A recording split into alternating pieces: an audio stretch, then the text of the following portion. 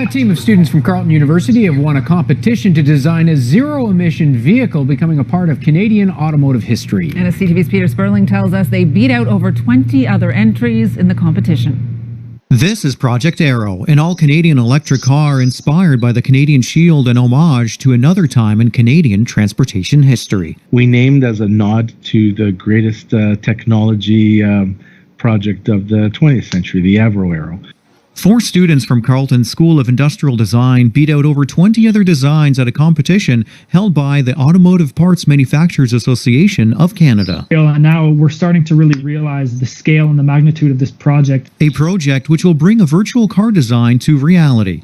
And that all came from our brains, essentially, it's an incredible feeling. And seeing this have a potential to come into a life size, it's really exciting as a design student to have that type of experience. The challenge was to design a zero-emission car, which we will see as a fully built concept car in 2022. Just getting that call and realizing that we were part of something that would really be an example of what Canada is capable of, I think, was something I could never, I would never want to take back. This was such a great opportunity.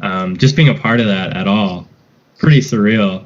The hope, the design will hit a Canadian production line by 2025. We're challenging the industry across the country to prove to the world and prove to our local customers that every single component of the vehicle of tomorrow can be and is sourced in Canada. The team says part of the reason why they won, they put themselves behind the wheel. So it was kind of a task for us to figure out, what does it mean to be Canadian? What do Canadians want to see out of this?